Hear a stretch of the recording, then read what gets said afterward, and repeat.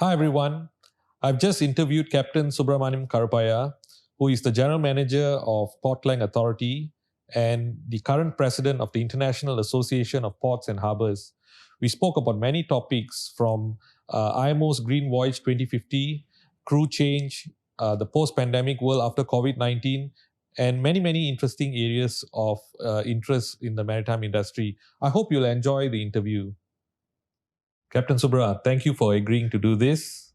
I believe congratulations are in order for being elected the president of the International Association of Ports and Harbours. Welcome to our session.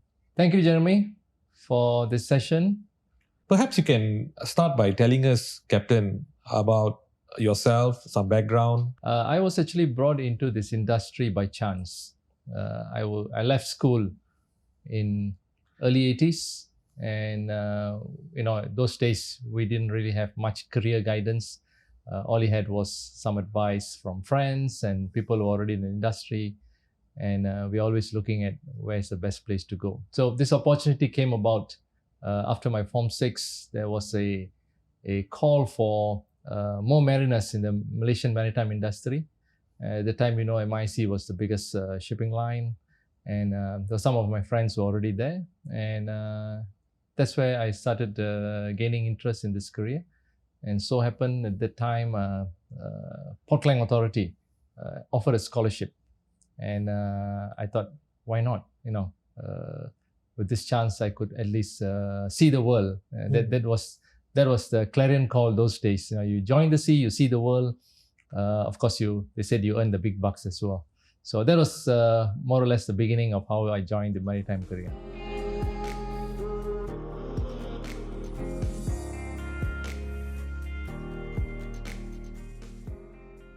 Ports today around the world, compared to many years ago, a lot of mariners used to be involved in ports. That was, naturally the requirement. You need to have some seagoing experience, especially to deal with the ships, to know what are the requirements of the ships, to design the engineering requirements.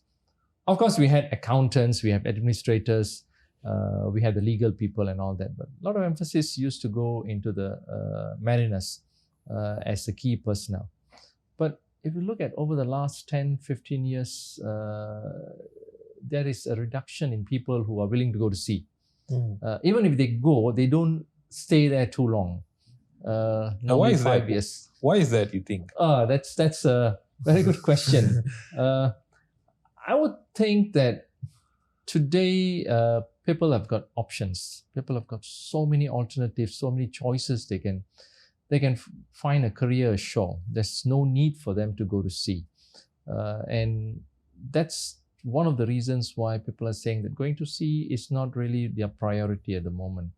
But those who go, then why are they leaving? Why are they leaving after a short time? Some of them, I would think, that really can't take the life there. 40 years ago, when I was sailing, the environment was different. The commercial pressure was far less than what we have today. Today is all about driving the ships, getting them into port, work your cargo fast, move out into the next port. There's no time for you to even go ashore. Container ships today, they stay in port between 6 hours to 20 hours. And you still have to work on the ship while the ship is in port. It's not that you can just go ashore. Yes. Those days we could spend up to a week in the port. I mean, that's the principle of seeing the world.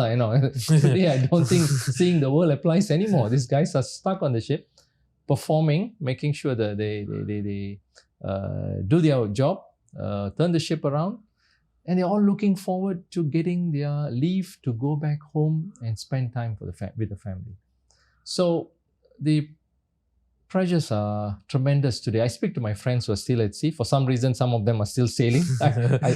I tell these guys that you guys are the dying breed. So much of interest at sea, even after 40 years.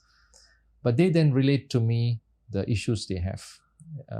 What I said, the pressures and the people they get on board, they have to mold them in a different manner today. they to try and convince them to stay on board, stay in the career at least. They're afraid once they go home, they will not come back to sea again. They'll just give up the career. So we have a tough time. The government is trying to do a lot of things. I think Marine Department, Alam is working very hard to promote this among our youngsters, our school leavers. But I think there is still an issue about the number of people joining the industry. So, Cap, how do you then get people to be motivated to embark on a career at serving at sea and then hopefully contributing to the maritime industry in the future? It's a challenge. It's a big challenge today. Government is trying to have a lot of programs for mariners. The important thing is to get people to go to sea first. I mean, we have many maritime-related industries here in Malaysia. It's not just seafaring on board ships. We have the offshore oil and gas industry. We also have, mining at sea. So there are many other industries that are sea-related. But the first one that I want to touch on is seafaring. I mean, that is the basic of all maritime industries. And today, we are having issues with mariners coming back to ports and other industries, maritime-related industries.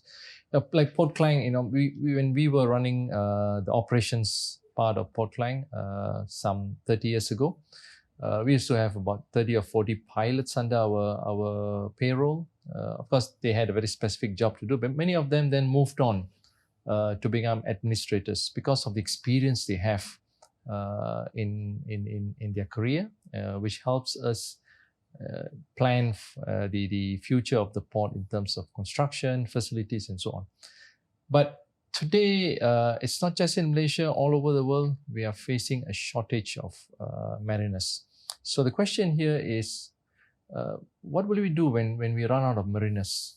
Are we able then to carry out our functions in port according to the requirements? Or are we going to look at another pathway, how people can be trained quickly to become not experts in the maritime industry, to have an understanding of the marine industry so that they are able to perform their jobs better? So that's the challenge that we're having now. So we are looking at these areas to move the process faster. Rather than sending people to sea for 5-10 years, why don't they just introduce them to a couple of years experience at sea and then quickly move them to a land-based task where they can use that little experience they have, build on it, and then start performing their duties.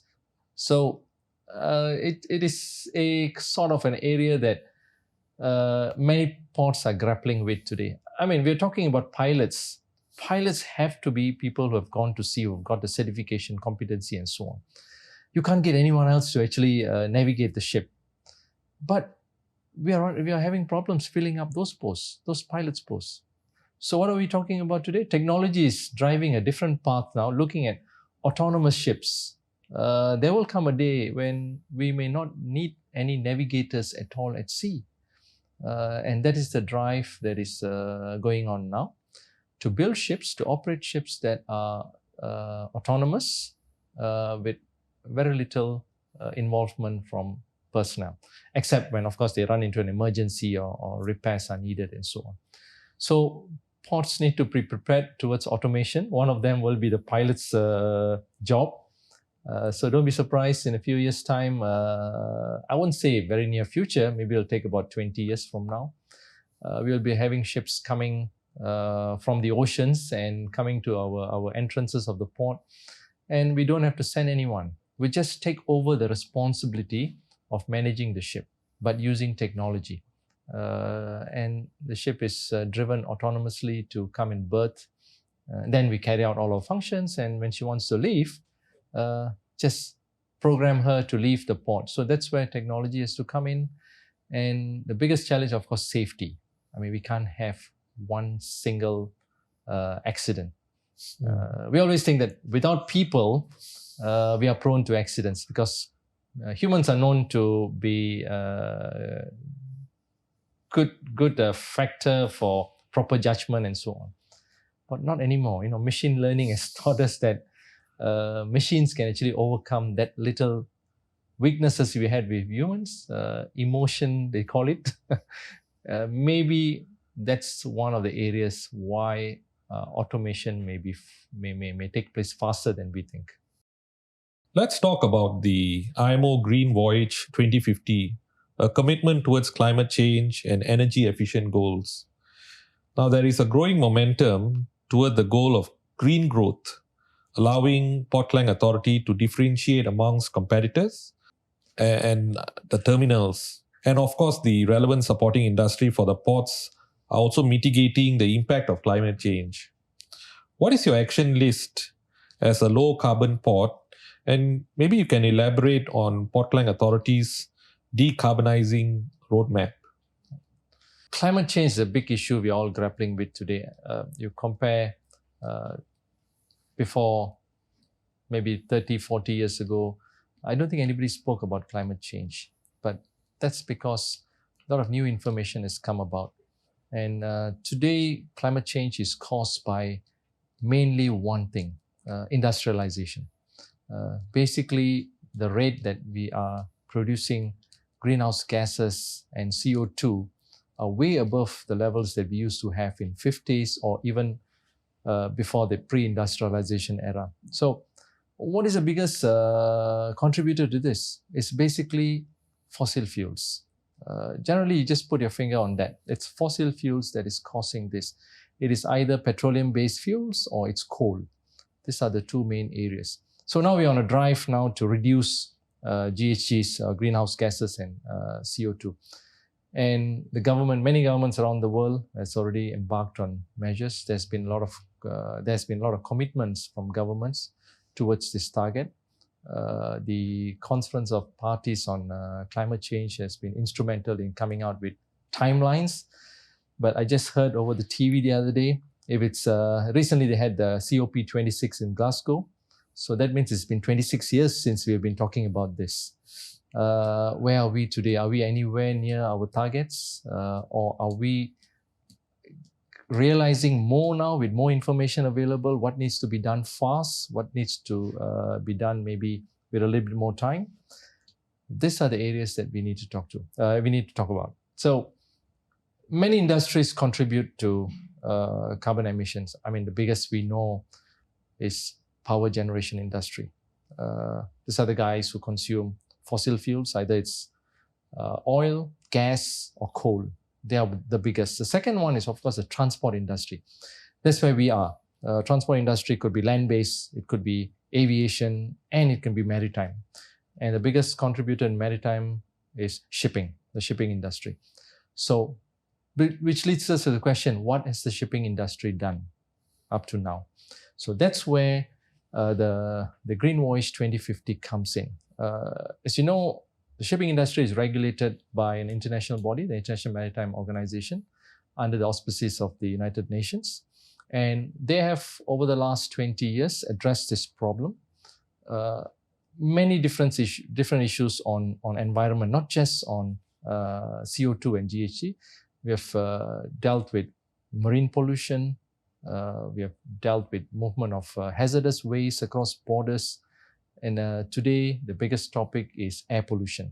And air pollution means it's CO2 and greenhouse gases. So IMO has come up with a time plan to execute these initiatives. And I think the target right now is to reduce emissions by 40% by 2030 and go towards 70% carbon CO2 emissions, 70% by 2050. Whereas for greenhouse gases, it will be 50% by 2050. So the topic that we just mentioned on the Green Voyage 2050 is one of the initiatives which is going to drive this target in 2050. And Green Voyage 2050 outlines all the measures that is going to be taken. Maybe I just quote a few what needs to be done under this particular initiative.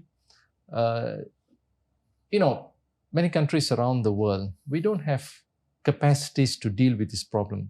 You speak about emerging economies, countries with growing economies, small island nations, are they in par with the bigger maritime nations? Can they actually, invest in these things to achieve the targets? Do they have the capacity, whether through human resources or even through financing? Will they be able to reach them? So one of the goals of Green Voyage 2050 is actually to build capacity among these countries as well, so that we are able to carry them along, so that they are not left behind.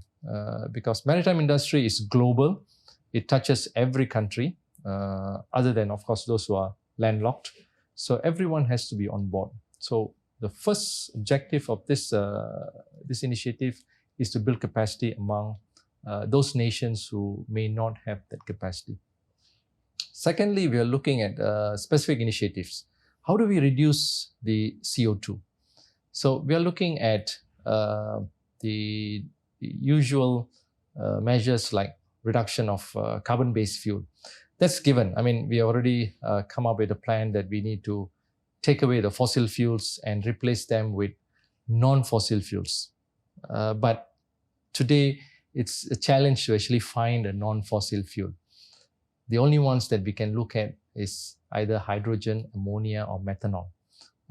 These fuels are environment friendly, but we are not there yet.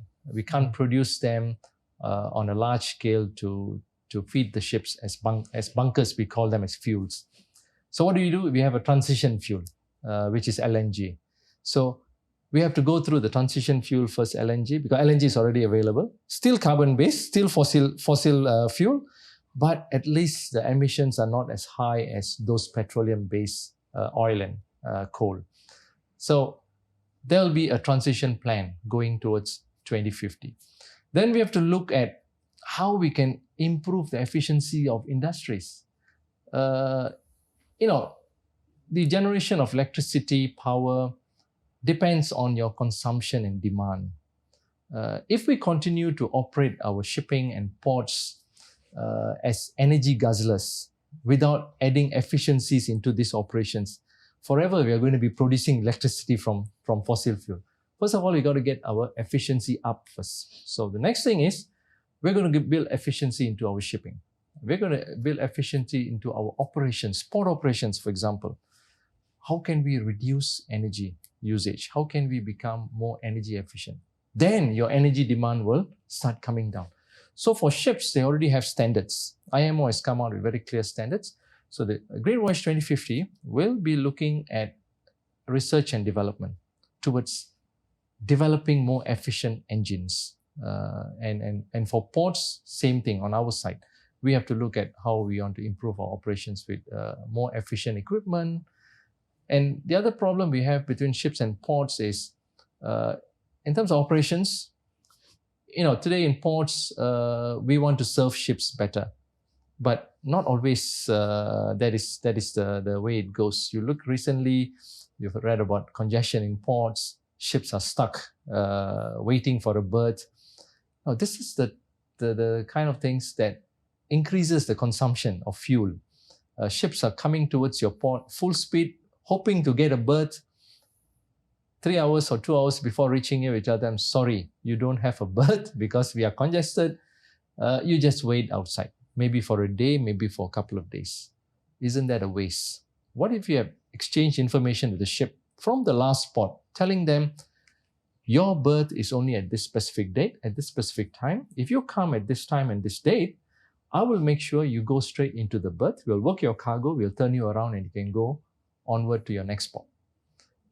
That's what we're trying to do. IMO Green Voyage 2050, one of the initiatives is better collaboration between ships and ports.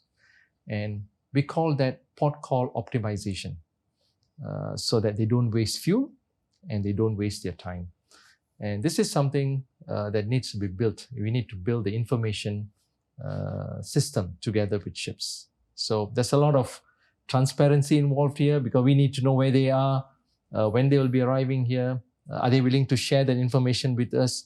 If everybody says that this is for the benefit of everyone, especially the environment, then I think there shouldn't be any problem sharing those kind of information. So in the end, If we can put all this into motion and into practice, I think we'll be much nearer to our goals of decarbonization.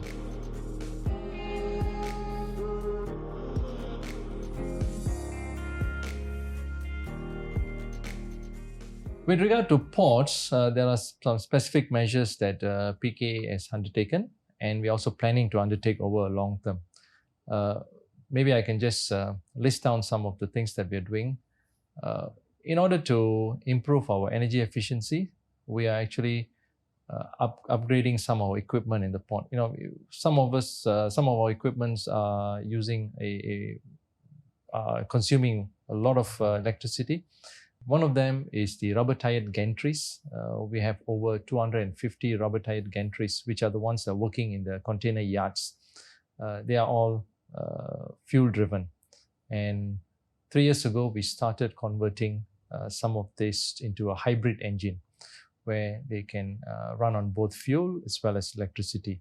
But that's only a short-term measure. Going forward, we will also be replacing all these RTGs with the eRTGs, which are battery-driven. And this will take away a big portion of fuel consumption in the port. The other ones, of course, is the terminal trucks that we have, close to 600 terminal trucks in both North Port and West Port. These are the trucks that are delivering the containers from the wharf side to the yard, and from the yard to the warehouses, and vice versa. All of them are running on diesel fuel. And our plan is to convert those, or rather purchase new trucks which are driven either by LNG or by electrically driven as well. The others, of course, over the last 3 years, we have managed to convert all our lighting in the port from the conventional type of lighting into LED. LED, we know it's a lot of savings there. And some of our ventilation system, air conditioning system have been translated into better energy savings as well with the new types of air conditioners. One more area that we'll be going forward in future is also looking to convert waste to energy within the port area. This is where waste that are generated within the port, within the port area, which I would think that it's Klang Valley. We could use those waste to actually be converted to energy within the port area. So we are talking to both the terminals and hope that we have some investors coming in as well. So, and lastly, we have a policy now that every warehouse that is constructed in the port area, it has to have rooftop solar panels. And this is something that is quickly gaining traction now. North Port is converting one of the areas into a 330,000 square feet. And we have that much of roof space now to be converted and produce solar energy as well. So it's all about energy efficiency. It's all about renewable energy. This is the only two methods we can replace fossil fuel. We have to do both. So renewable energy, the best we can do right now in these parts of the world is solar. We can't go much into wind energy farming because the equatorial areas we call it the doldrums. We don't have that sufficient wind speeds to drive wind turbines. And until we have the clean fuels coming out, methanol, hydrogen, and ammonia, I think we have to look at renewable energy as well. Let's talk a bit about COVID-19. I noticed that Port Klang has shot up in its world rankings. What have you personally learned from the COVID experience, and how does Port Klang Authority intend to compete in the post-pandemic world? Just to give you an outline of how important the ports are. 90% of our trade around the globe is maritime based. That means they're carried on board ships. And if you look at Port Klang in Malaysia, we handle about 50% of our nation's cargo. We are the primary gateway and an important transshipment hub. That's how important the Port Klang is. And I must say the same for ports like Port of Tanjung Pelepas, Penang, Bintulu, and so on. So ports are the lifeline for a nation's economy. So what the COVID-19 has exposed to us is how vulnerable we are if our ports are affected. And the pandemic actually caused that. It caused huge disruptions, not just in other industries, also in logistics, of which port is one of them. So in the early days of the pandemic, when we went into lockdown in March last year, the ports were also treated along the same lines that we need to toe the line, we need to shut down our operations, we need to restrict our movements and so on. But then we found that if we had done that, then we would actually not be serving justice to the nation. How would you want to bring in all the essential goods into the country? Whether it's medical products or food products, it has to come to the port. First couple of weeks, we had a lot of issues. We had cargo stockpiling inside the port, couldn't be taken out because factories are closed outside. That's why we went to Ministry of Transport. After a lot of consultation with our stakeholders, the shipping lines, our forwarding agents as well as our manufacturers, and we requested that the Ministry of Transport take this matter to the National Security Council to give a reprieve for ports. Otherwise, we'll become chock-a-blocks here, and things were getting bad. And the Minister of Transport actually took it upon himself to discuss with the relevant agencies and other ministries. And the government, through the cabinet, authorized Port Klang and the other major ports to remain open. So that alleviated a little bit on the problems that we're having on congestions and so on. At the same time, we also learned that we can't be operating ports like what we used to. Today we have a different protocol with COVID-19. So that was a new thing, a whole new thing for us. We had to ensure that we are complying with the SOPs. We have to make sure that we do screening at the gates. We have to make sure people are physically distanced. But we're okay because the port is a huge area. We don't have actually people working in clusters. Many of them actually space themselves out.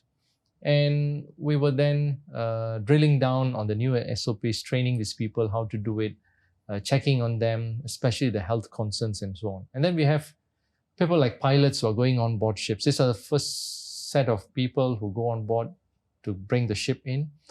And we realized that we could be exposing them. So we came up with a protocol for them as well. They had to don a full PPE before they went on board. And they had to then follow the protocol on board the ship while carrying out their duties. And once they get ashore, then they'll have to make sure that they follow the protocol again to disinfect themselves. And it helped. But, we were not immune from the pandemic. We had many cases in the port. But we managed to contain them. And there was a lot of cooperation between all the parties. We went into certain times where we had to isolate certain areas, certain go-downs that were working in the port until those areas were declared safe. But never did we ever shut down the port. That's the one good thing that came out of this. And of course, we were also declared as an essential service. While the government is looking at restricting us, I don't think the government will shut us down, but even restricting us was not a question. I mean, it cannot happen because the port has to operate 24 hours. Ships are coming in 24/7. If we don't operate to release the cargo 24/7, what do we do with the cargo in the port? Eventually, it's going to spill over, and then that's going to affect the productivity of the port, the ships, and so on. So on that basis, we learned the new protocol. We learned how to go about doing things. It also learn how to prepare for any future disruptions. It may not be pandemics alone, it could be anything, but at least we know that we need to have a proper protocol for any future disruptions. What about the shipping aspect of it, and how did COVID affect crew change? Shipping lines, shipping operations were equally affected by the pandemic, they being the other half of the logistics part. And, there are about 50,000 ships plying the oceans all over the world with about 1.5 million seafarers manning them. And seafarers are supposed to serve on board for a certain time, certain period, and then they are supposed to go back home and during their leave before subsequently they rejoin the ship. During the pandemic, many countries had very severe restrictions on movement of foreigners.